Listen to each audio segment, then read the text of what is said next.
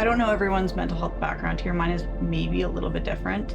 I have struggled with clinical depression, high functioning anxiety, PTSD since I was a kid. So going into owning a business, for me, it was really just kind of owning like, hey, this is who I am. This is a part of me. It's not going to go anywhere.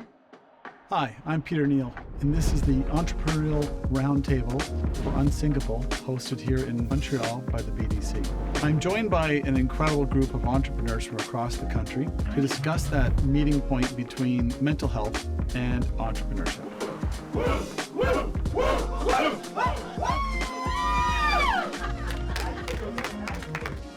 Years ago, I think it was around 2017, our company was starting to grow. I was working till 3 a.m. every day and waking up at 6 a.m. At the time, I had a 1-year-old boy and another one on the way. Long story short, I started to feel different. I was starting to get tired during the day. And then one day, I fell asleep in my studio in the middle of the day. My team knew right away there's something wrong. Lo and behold, I go to the doctor. And by this time too, I'd gained like 50 pounds because I was just not eating all day, then eating at night and staying up all night. Anyhow, long story short, I went to the doctor and they told me, you know what? You're a diabetic. So I had worked myself into sickness. And I had to then go to my team and explain to them what was happening with me. That opened up the floor for my team to go like, we've been watching you, like you just have to ask us for help. Like today I felt amazing sitting with other leaders, hearing their stories and telling my story. It was like therapy, it was therapeutic to understand vividly that someone else is experiencing what I'm experiencing. And even better yet, some people had the answers to some of the conundrums I had. Athletes that are at the professional level or even the amateur level, they all have coaches around them at all times. They need the help to become the best versions of themselves. And that's what got me to the therapy. At first, I was I don't need this, I'm all good. I respect my partners for doing it. But I then realized that I want to get better at life and not just business. I want to be a better person. I want to be a better communicator. I want to be a better person, understand clarity and listen. And I think that it just gives you a different image and a way of perspective to see something that you might have not seen before. And I think that that's changed my life, and forever I'll be grateful for this individual and others that do this for a living to help others. And it's like, you got to get your own coach, be the best athlete, be the best version of yourself.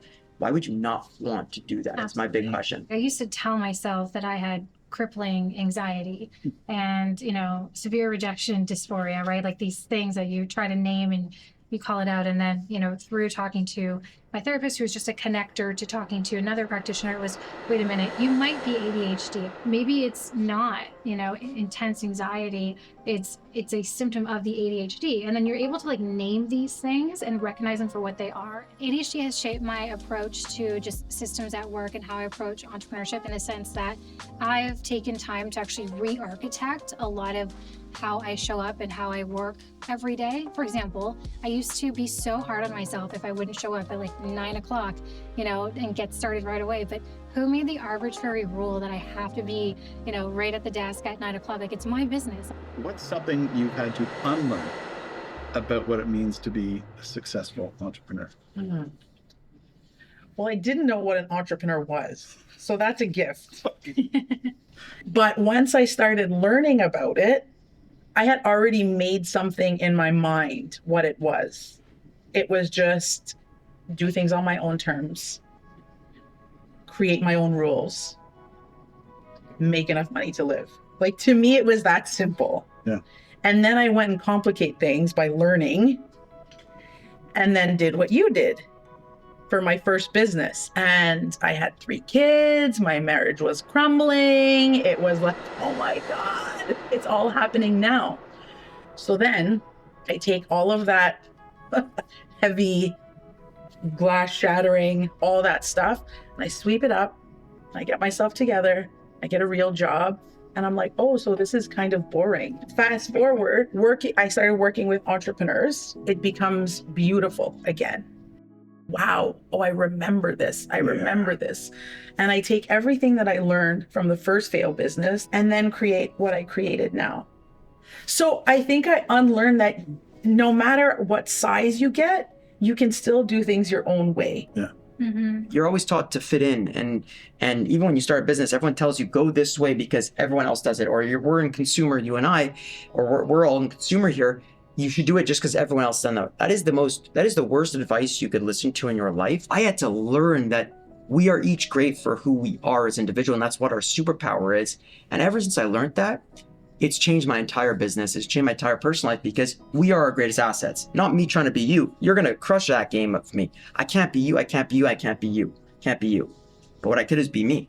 You know, there's a lot of great truths in that. And I think, you know, there have been times for me when I've advocated for mental health. I had a horrible one that crushed me for a hot minute, but I was putting something out there. It was definitely, you know, being very vulnerable and talking about my very close suicide attempts, and someone said, "Oh, you're just doing this to push your brand." And yeah. Oh. When I first put a note out there, my dad had said, "What's next? A billboard telling everybody you're crazy?" That, and then what this guy said, you know, I was very concerned. Yeah, it's not easy. I think when Pete was sharing his story about his the reaction to his suicide attempts really touched my heart, and I just hope he's okay now. I think something that I've tried to focus on as well in those similar situations where you're sharing your story and people are looking at it with that negative light is that even if you are impacting one person or giving one person the courage to share their story, and that causes a ripple effect, you know, you're creating that pathway. And I think even if it's one person, that one person could impact another, who could impact 3, 10, thousands of people, hopefully one day. But you created that pathway, and I think it's a really beautiful thing. Well, that's it. Someone once told me, this was years ago, but each one teach one. That's it. Oh yeah.